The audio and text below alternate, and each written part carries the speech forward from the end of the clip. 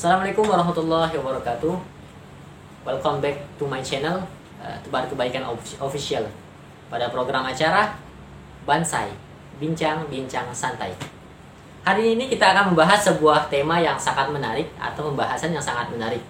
Sebuah tema yang hari ini lagi viral-viralnya, dibincangkan atau dibicarakan di sosial media. Tadi pagi saya mendapatkan sebuah kiriman pesan yang berisi sebuah video dari sahabat saya. Yang video ini mungkin akan kita bahas hari ini. Video ini akan kita kupas tuntas dalam perspektif Islam. Apa videonya? Penasaran kan? Mari sama-sama kita simak.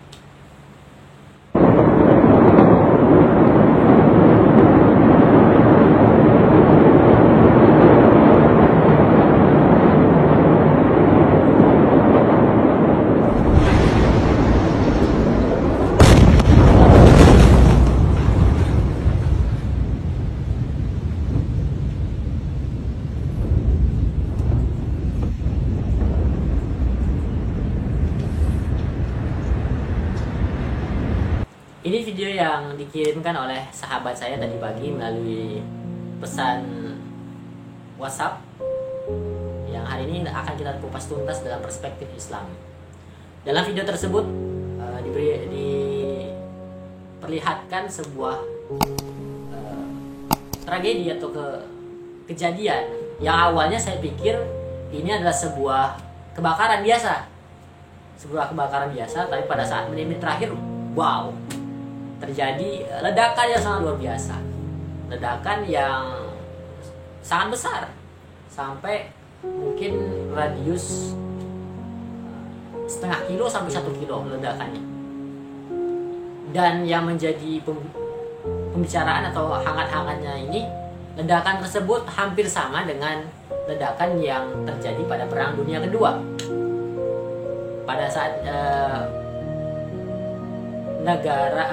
kota Nagasaki dan Hiroshima dibom oleh Amerika Serikat, yang bom nuklirnya yang disebut diberi nama Little Boy itu jatuh di Nagasaki dan Hiroshima, sehingga menghasilkan ledakan yang sangat luar biasa, yang asap itu membumbung tinggi sehingga menyerupai sebuah jamur.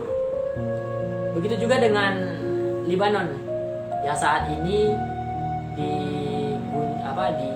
terjadi sebuah ledakan yang sangat besar.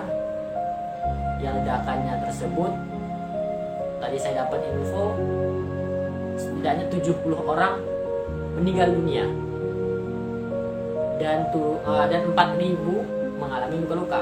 Ini baru data sementara, mungkin nanti bisa lebih tahu berapa rinci yang meninggal dunia dan yang berapa yang luka-luka. Kita lihat hari ini menjadi berita tersebut menjadi pembicaraan atau trending di Indonesia. Karena apa? Karena Lebanon termasuk salah satu negara muslim. Jadi sudah sepatutnya atau sudah sepantasnya kita orang Indonesia yang mayoritasnya adalah masyarakat muslim ikut empati terhadap musibah yang terjadi pada mereka. Ada sebagian orang yang bertanya kepada saya, kalau hal-hal yang seperti ini, kejadian seperti ini, musibah yang seperti ini tergolong apa? Ujiankah, tegurankah, atau bahkan azab? Sebelum kita bahas lebih jauh, kita akan mengklasifikasikan atau menjelaskan step by step dari pembahasan tersebut. Yang pertama, ujian. Yang sama-sama kita ketahui, ujian inilah bentuk teguran, bentuk pengukuran. Bukan ujian dalam artian kata di sini adalah ujian yang dilakukan oleh anak-anak sekolah, bukan. Tapi di sini adalah bentuk pengukuran tingkat keimanan seorang hamba. Saat Allah Subhanahu wa taala ingin mengukur tingkat keimanan hamba-hambanya, maka Allah Subhanahu wa taala akan mengirimkan ujian. akan mengirimkan musibah, kemalangan atau hal-hal yang tidak disenanginya. Sehingga apa? Sehingga Allah Subhanahu wa taala tahu orang tersebut tingkat keimanannya setinggi mana, level keimanannya seperti apa. Saat orang-orang beriman, saat orang-orang mukmin diberikan oleh Allah Subhanahu wa taala ujian, Subhanahu wa taala diberikan ujian atau diberikan musibah, mereka selalu berpikiran positif bahwa Allah Subhanahu wa taala mengirimkan ujian tersebut, Allah Subhanahu wa taala mengirimkan musibah tersebut pasti ada ibrah atau pelajaran yang bisa diambil. Makanya kebanyakan dari mereka di saat mereka diberikan musibah, apa yang mereka katakan? Qalu inna lillahi wa inna ilaihi rajiun. Sesungguhnya kami ini milik Allah dan kami kembali juga kepada Allah Subhanahu wa taala. Lantas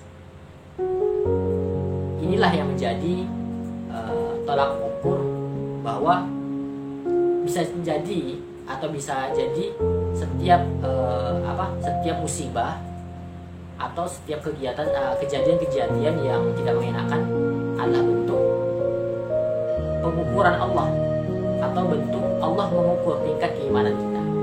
Itu yang pertama. Yang kedua itu adalah teguran. Teguran di sini hampir sama dengan ujian, tapi dalam konteks Allah Subhanahu wa taala ingin menyadarkan hamba-hambanya. Allah ingin mengingatkan kembali kepada hamba-hambanya untuk kembali kepadanya. Kita ambil contoh, kita ambil gampangnya. Saat kita sekolah ini, kita sekolah.